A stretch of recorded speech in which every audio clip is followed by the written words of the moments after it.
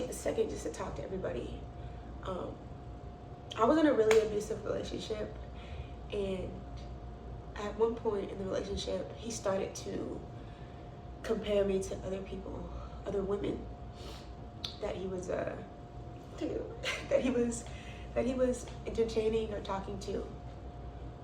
He would tell me, oh, she does this better than you, or she listens better than you, or she communicates better than you. This one communicates better than you, or she does this better than you, or she does that better than you, or at least she doesn't do this, at least she doesn't do that.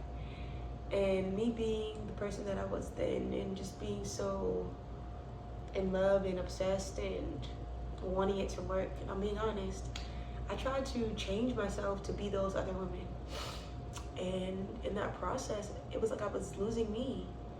I was losing the happy parts of myself. I was losing the piece of me that I loved. The pieces of me that I loved. My relationship with God was amazing, yes.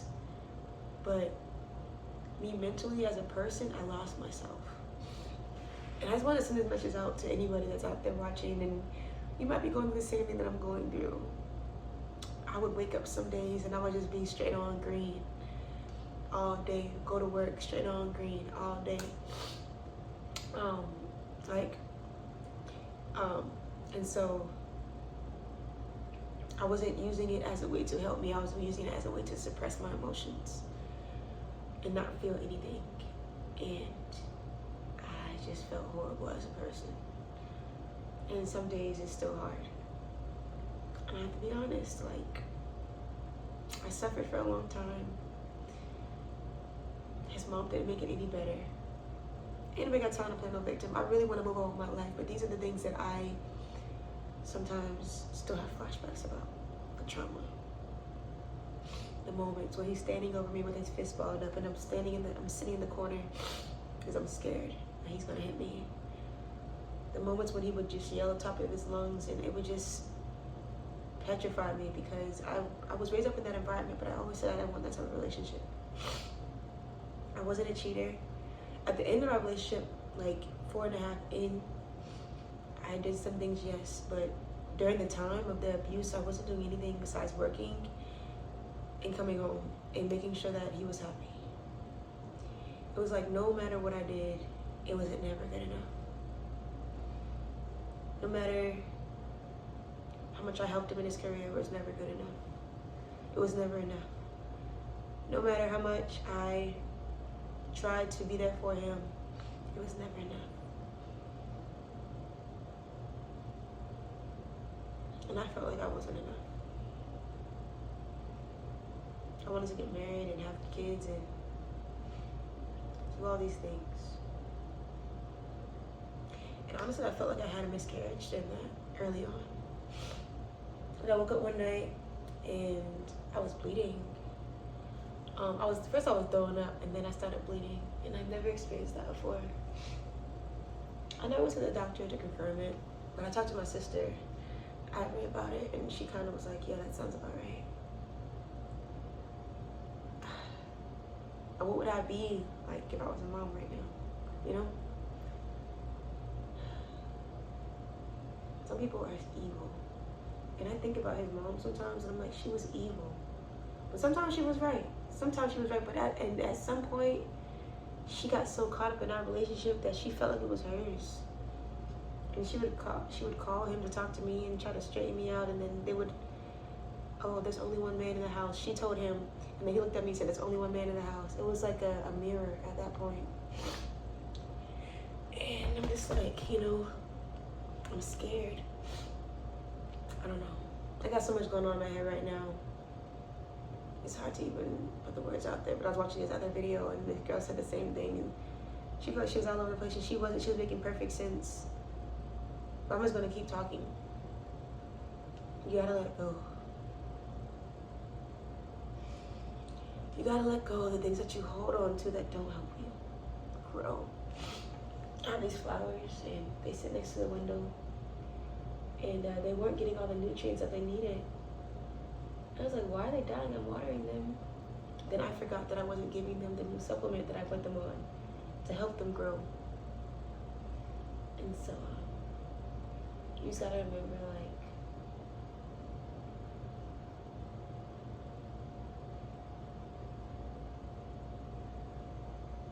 there's new doors opening for you. There's new doors opening for you. And the shit that you're about to experience, it's gonna be one that will change your life forever. Not could, it will change your life forever. You've been through a lot of hardships and you've been through a lot of hard times, but that didn't define you. It didn't make you any less of a person. You know, I just want you to know that you're valuable. You're valuable.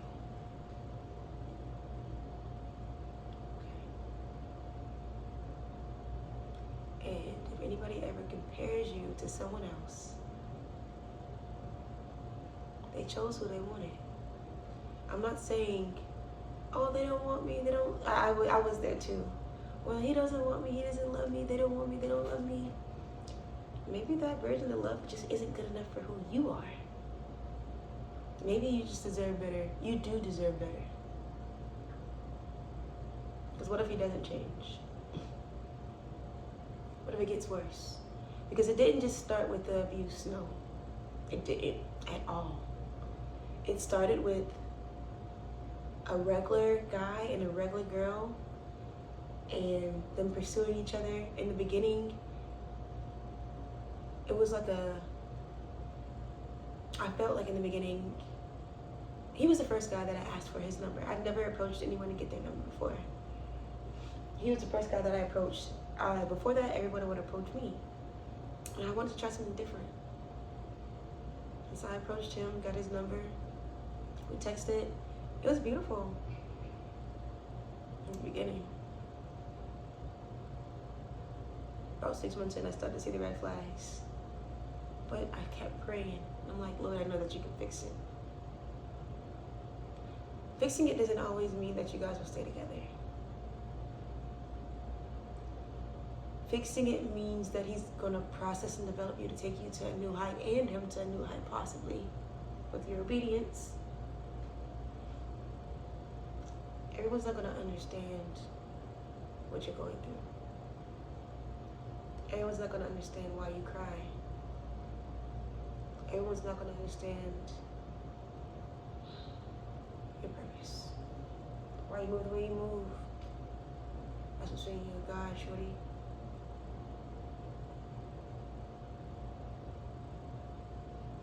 It won't always be like this.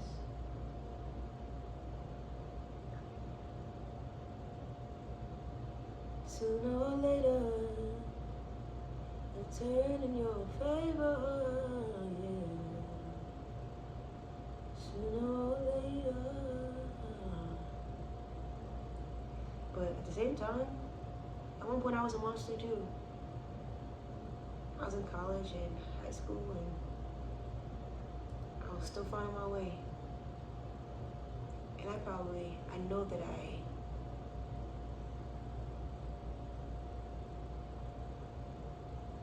traumatized some folks, hurt people. I know that I did. Maybe you're watching this video right now, you're one of the people that I hurt.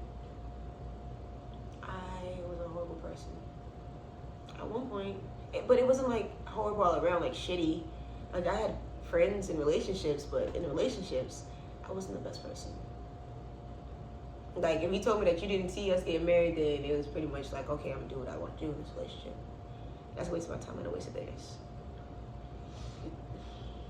I was just so goal oriented, just getting to the end.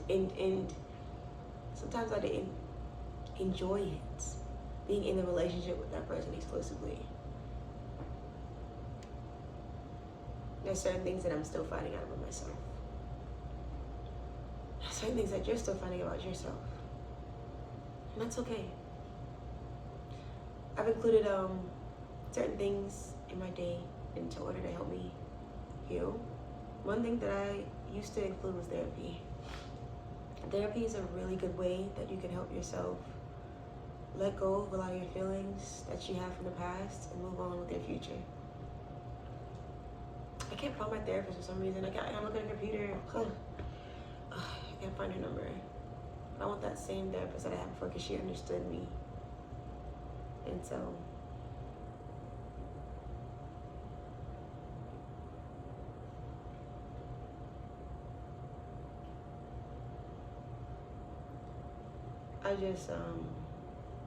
I just want to satisfy you. Oh, sweet thing. Don't you know you're my everything? Oh, sweet thing. And when you get up on your feet, do not let nobody come and hang out with you that beat your ass before. Because one time, I just got back on my feet. I do what I do. I pay my bills off. I got back caught up. And he called me and he was like, oh, I want to hang out with you, X, Y, and Z. Come to find out, he had to move out of his spot that he was at prior, and he had a place to go. So he came back to me with his bags in his hands and all his clothes. And I was like, I looked at him, I was like such in shock, I said nothing. I'm like, what are you doing with all these clothes? And before I knew it, he was moved back in. He had a place to stay.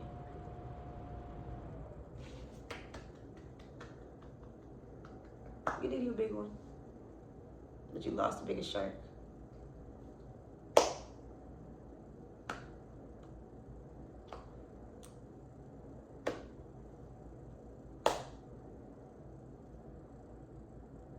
I don't got no evictions on my credit. I got a new apartment now. I got a new car now. I'm flexing because God said I could. Things get better. It works out. You upgrade. Life goes on. You move forward. Doors open. Money comes. You know, money goes. Sometimes you'll struggle during the come up. Sometimes you won't. Great weeks, bad weeks. But you're alive. And you're not getting your ass beat anymore. So, as I minister to you, I minister to myself. For real. I don't know the words. But I want you guys to know that it gets better. Okay? And then when you transform, don't be too soft now because you're going to be a new person. But just because you love Jesus don't mean that you can't talk shit. Don't mean you can't pop it. Because Jesus got me all this stuff. You know what I'm saying? He got me all this stuff. You know what I'm saying? Homie looked out. You know what I'm saying? Homie looked out. Homie got me an apartment, homie. Homie got me a car, homie. Homie got me a good credit score, homie. A better credit score, homie. My dog looked out for me. Jesus, that's my dog. He looked out for me. He looked out for me. I don't even, you know what I'm saying? Not me. He opens doors. Just continue to walk. Continue to push. And get your fight back. Get your ass up. Do something about it. Fight your way through. Push your way through. Work your way through. Cry your way through. Pain your way through. Yell your way through. Roll on the floor your way through. Smoke your way through and drink your way through. Pray your way through. But you're going to get through. In Jesus' name. Keep pushing on your bad days. Keep pushing on your good days. And just know there's so much out there for you. Okay? Now, if you're watching this video and you're still in that same abusive relationship, you're like, is he a narcissist? Yes, he is.